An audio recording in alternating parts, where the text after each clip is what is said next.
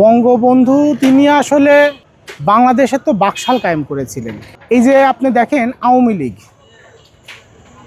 লীগ থেকেই কিন্তু তিনি পরিচিতি লাভ করেন, বাংলাদেশে তৎকালীন পাকিস্তান থেকে পরিচিতি লাভ করেন। কিন্তু তিনি দেখেন ক্ষমতায় আসার পরে বাকশাল কায়েম করলেন এবং যে আওয়ামী লীগ থেকে তার পরিচিতি আসলো সেই আওয়ামী লীগটাকেও তিনি বাতিল করে দিলেন। তাহলে আসলে তার চিন্তা ধ্যান ধারণে আসলে প্রকৃত দেশের জন্য উনি কতটুকু করছে এটা নিয়ে অনেক সন্দেহান আছে। এই জন্য অনেক কথা বললে তো বিতর্ক তৈরি হবে, আমি বিতর্কের দিকে যাচ্ছি না। উনি যদি বঙ্গবন্ধু হয়ে থাকেন ঠিক আছে, 15ই আগস্ট আসলে দেশের জনগণ আনন্দ করছে, মিষ্টি খাইছে। কেন? কারণ বাংলাদেশ কিন্তু নিঃস্ব করে দিয়েছিল।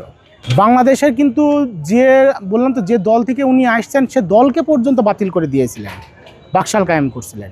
দেশের দুর্ভিক্ষ আসছিল ওনার ভুল সিদ্ধান্তগুলোতে। কাজেই এই 15 আগস্ট তো আসলে জাতির জন্য দুঃখজনক না। কোনো ব্যক্তির হয়তো একটা দুর্ঘটনা ঘটতে পারে, সেটার জন্য তো জাতি খেসারত দিতে পারে না। আর আমাদের আজকে আমাদের প্রাণপ্রিয় নেত্রী বেগম খালেদা জিয়া, আপসহীন নেত্রী, বাংলাদেশের ইতিহাস থেকে ওই যে সাদা গায়ে যেমন আছে না, সাদা পাঞ্জাবিতে যেমন দাগ পড়ে না, তাহলে চকচকা সাদা লাগে। আমাদের নেত্রী কিন্তু উনি এই বাংলাদেশ সৃষ্টি থেকে ওনার মৃত্যু পর্যন্ত ওনার কিন্তু তেমন দাগ নাই।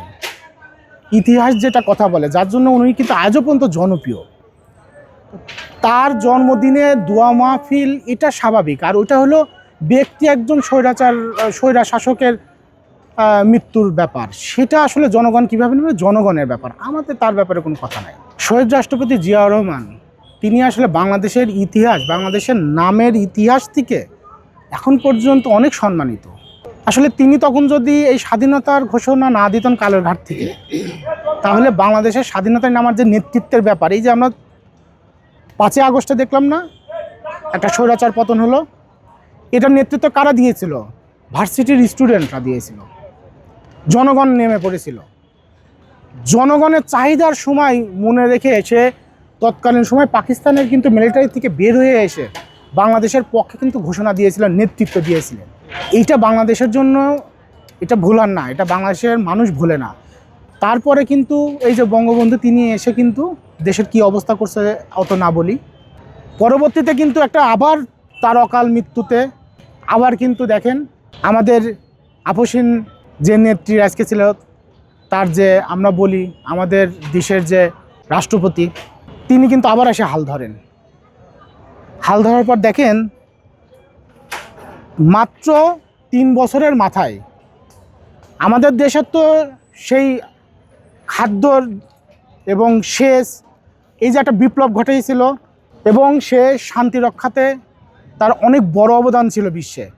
যেভাবে দ্রুত সম্ভবত 2টা দেশের যুদ্ধ হয়েছিল, সেটাতে কিন্তু সে ঐক্য করেছিলেন, যুদ্ধ থামিয়েছিলেন।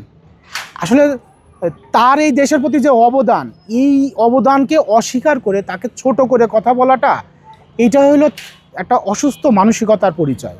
যারা করে তারা অসুস্থ।